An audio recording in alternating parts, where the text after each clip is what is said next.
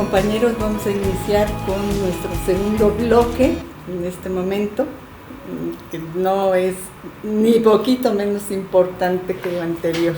Las contradicciones internas y externas que aceleraron la revolución independentista de México.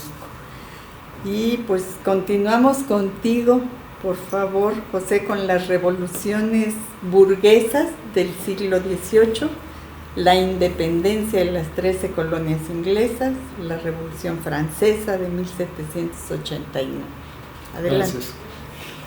Como ya se mencionó en el bloque anterior, si las ideas del liberalismo político y económico fueron muy importantes, como bandera ideológica que inspiró a los insurgentes a luchar por la independencia de México, debemos decir que las revoluciones burguesas del siglo XVIII también influyeron de manera importante en el proceso revolucionario de la independencia de México. Fueron dos revoluciones que motivaron a los insurgentes a luchar contra el ejército realista, a organizar y dirigir un ejército popular para independizarse de la metrópoli. Estas dos revoluciones, inspiradas en las ideas del liberalismo político y económico, sirvieron de ejemplo. Una, la independencia de las 13 colonias inglesas, de quitarse el yugo opresor de la corona británica, y la otra, la Revolución Francesa, de acabar con los privilegios de la aristocracia feudal. La independencia de las 13 colonias inglesas el 4 de julio de 1776 fue de gran importancia, pues con su declaración de independencia rompía con aquellos lazos que los unía a la corona británica y los sometía a su gobierno desde hacía años, para construir una nación independiente. Una sociedad edificada sobre las bases del sistema económico capitalista, con un gobierno contrario a la monarquía, la República Federal. Por su parte, la Revolución Francesa de 1789 fue una revolución que barrió las viejas instituciones y estructuras del sistema económico feudal. Los revolucionarios franceses lucharon contra la aristocracia feudal y el poder del rey. Con esta revolución se destruyó un régimen feudal y sobre sus ruinas se edificó el orden burgués. Precisamente, la Revolución Francesa fue el preludio de la caída de las monarquías feudales europeas, para ser sustituidas por las repúblicas democráticas burguesas. El fruto más acabado de esta revolución fue la Declaración Universal de los Derechos del Hombre y del Ciudadano, así como la instauración de un gobierno contrario a la monarquía, la República Democrática. Estas dos revoluciones burguesas inspiraron y fueron ejemplo a seguir por los insurgentes, que junto con el pueblo emprendieron la gesta heroica para independizar a México de la opresión española. Importante influencia del liberalismo en nuestro movimiento independentista.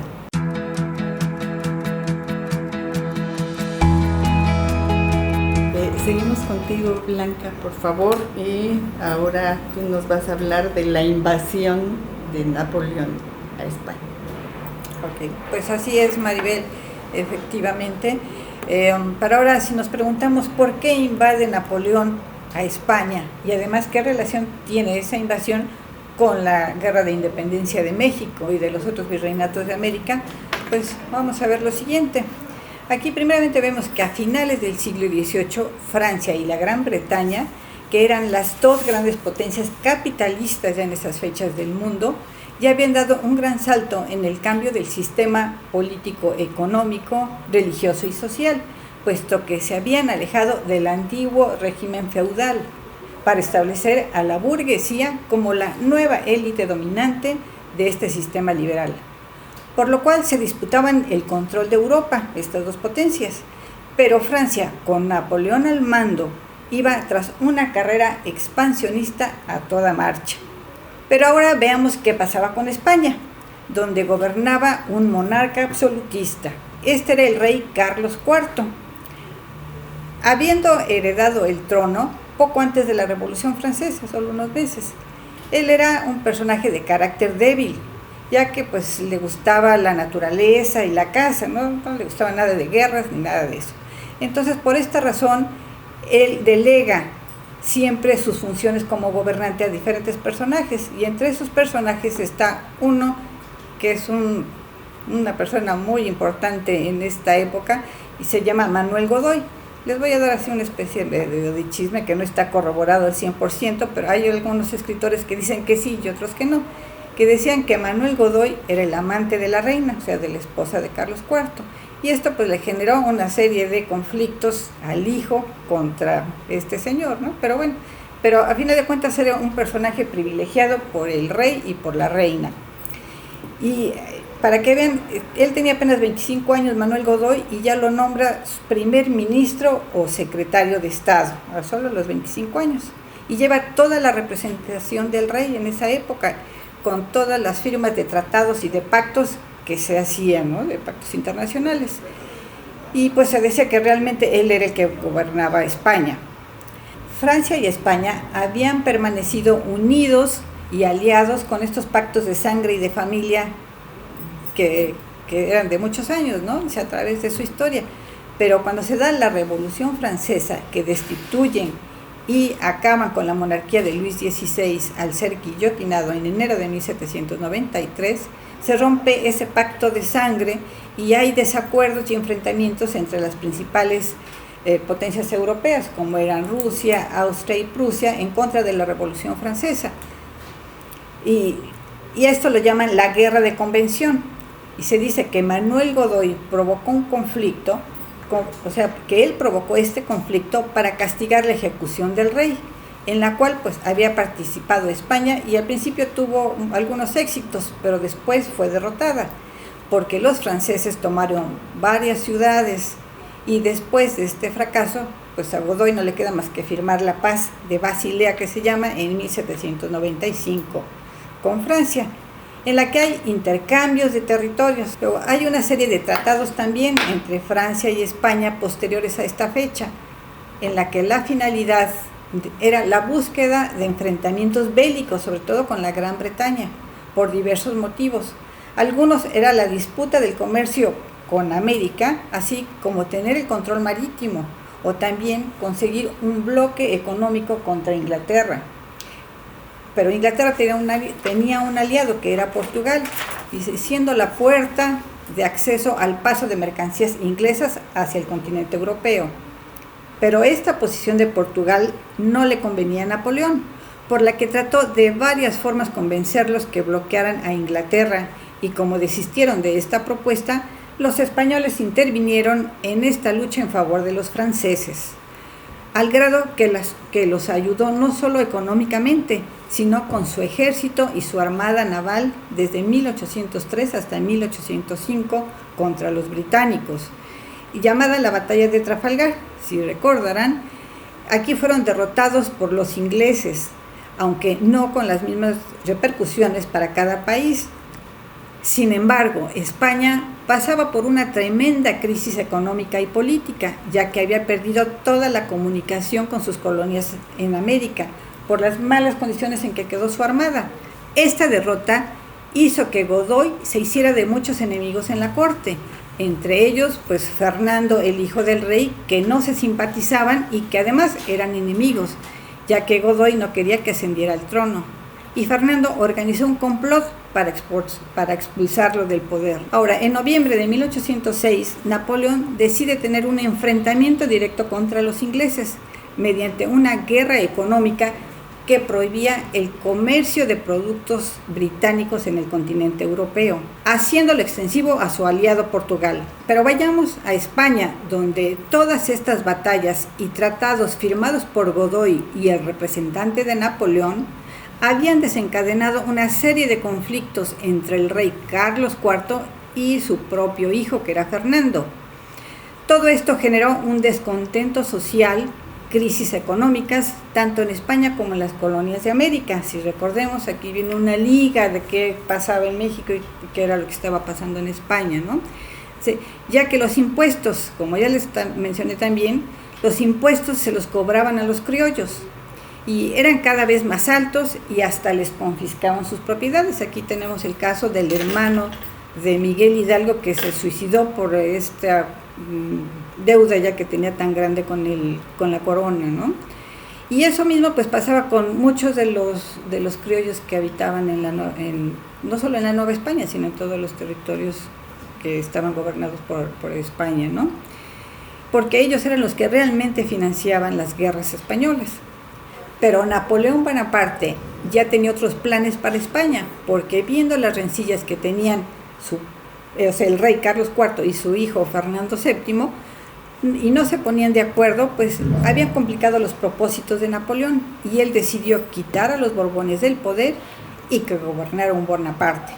Pero el 2 de mayo de 1808, el pueblo de Madrid se levanta en armas contra las tropas francesas de Napoleón, iniciando así la Guerra de Independencia Española. Esta situación no le gusta a Napoleón, que decide acelerar el proceso de la cesión de la corona española a su hermano José I, obligando a Fernando VII que le regrese el trono a su padre y luego Carlos IV que abdique la corona en favor de Napoleón. A este hecho se le denominan las abdicaciones de Bayona, que tuvieron lugar el 5 y 6 de mayo de 1808 en la ciudad de Bayona, Francia, quedando en calidad de detenidos la familia real y Godoy. Ahora, ¿qué provocó esta condición al tener a un rey espurio que ni el pueblo ni los aristócratas españoles querían? Mientras esto ocurría, el ejército francés avanzaba y con el rey preso hubo un descontento general y un vacío de poder, como ya les dije, que llevó a una serie de revoluciones liberales tanto en España como en América. Al perder el rey Fernando VII su soberanía, esta recaía en el pueblo, que era disputada entre las Cortes de Cádiz y las Juntas Americanas, lo que generó un conflicto monumental entre España y las colonias, que empezaron a actuar de manera autónoma a través de conspiraciones. Estas derivaron en movimientos revolucionarios independentistas. Pero a la vez, lo que se requería era la formación de una constitución acorde al momento liberal que se estaba viviendo, dando paso al constitucionalismo, tomando como base las ideas liberales francesas, así como nos lo mencionó José, por lo que empezaba a elaborarse la Constitución de Cádiz, que se promulgó el 19 de marzo de 1812. Ahora, este escenario que se estaba viviendo desató en todo el territorio un fenómeno guerrillero, popular contra las tropas imperiales, apoyados por los ejércitos aliados, que entre ellos estaban los ingleses, lo que desgastó al ejército bonapartista, acabando por ser derrotado y expulsando más bien a José I Bonaparte. Posterior a esto y derrotado a Napoleón, el trono español regresa a Fernando VII el 13 de marzo de 1814, por lo que retorna a España.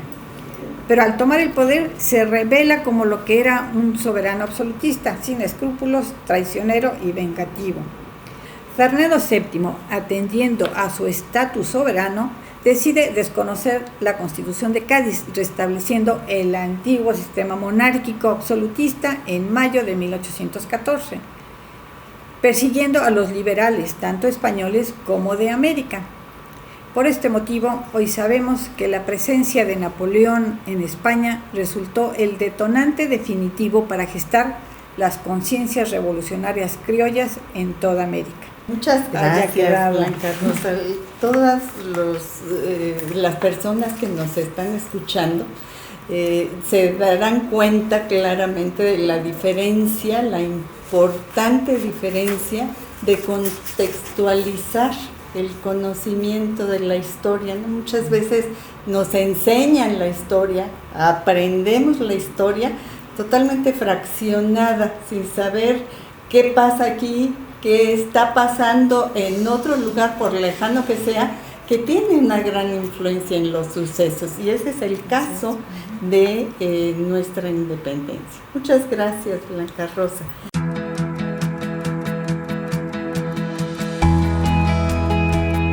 Le damos la palabra ahora a José, por favor, Y José, pues bueno, en este mismo tenor de contextualizar, nos vas a hablar de las juntas de gobierno en España, en la Nueva España y la Constitución de Cádiz. Gracias, Maribel. Debemos empezar que la Constitución de Cádiz, además de ser la primera Constitución española, fue de corte liberal, que buscaba con ello quitarle el poder que se concentraba en el rey, transfiriéndolo a la nación a través de 3 principios fundamentales: la soberanía popular, la división de poderes y el federalismo, pero también pretendía implantar el nuevo modo de producción capitalista contrapuesto al sistema económico feudal prevaleciente. Esta Constitución fue promulgada por las Cortes Generales Españolas, la de Cádiz y la Asamblea Constituyente. Oficialmente solo estuvo en vigor 2 años, desde su promulgación hasta su derogación en Valencia el 4 de mayo de 1814. Debemos decir sobre las juntas provinciales y locales de defensa que éstas toman forma a raíz de la guerra de independencia de España contra Francia entre 1808 y 1814, asumiendo la soberanía nacional con la formación de sus propios órganos de gobierno, ya que muchos españoles no reconocían la figura de José I Bonaparte como su rey. Por tanto, estas juntas tienen como objetivo defenderse de la invasión francesa y llenar el vacío de poder que se había creado. Las juntas estaban integradas por militares, representantes del alto clero, funcionarios y profesores, todos ellos conservadores, por lo que a pesar de que el origen del movimiento fuera revolucionario, ellos no mantendrían la misma naturaleza. En septiembre ceden su poder a la Junta Central Suprema Gubernativa del Reino, la cual se va a encargar del gobierno del país. Sin embargo, esta junta se disuelve por derrotas infligidas a su ejército, dando paso a un consejo de regencia sostenido por 5 personas y ejercida en nombre de Fernando VII. Este consejo no tenía interés en que se celebraran las cortes, pero debido a la fuerte reacción ante su actitud, tuvo que mantener la convocatoria a las mismas. El resultado fue que más de 300 delegados participaron, en donde abundaban los profesionales liberales y los funcionarios, y en donde 1/3 eran eclesiásticos. La cantidad de hombres de iglesia no era un bloque homogéneo, y por ello convivían en el clero personas con distintas visiones del mundo y la política. Los diputados convocados en Cádiz se encontraban ubicados en 3 corrientes. En la primera, los absolutistas, también llamados por los liberales los serviles, por su sumisión a la corona, querían que la soberanía radicara exclusivamente en el monarca. El 2, los moderados, también llamados jovellanos, abogaban por una soberanía compartida entre el rey y las cortes. Pensaban que las cortes debían ser bicamerales, aceptando la división de poderes. Y el grupo número 3 era el de los liberales. No eran mayoría, pero formaban un equipo cohesionado, con notable formación intelectual y capacidad de iniciativa. Consideraban que la soberanía debía recaer exclusivamente en la nación, representada en las cortes. El 24 de septiembre de 1810, en su primer decreto, las cortes proclaman que eran depositarias del poder de la nación y que por tanto se erigían como poder constituyente, principio plasmado en el artículo 3 de la Constitución de Cádiz de 1812.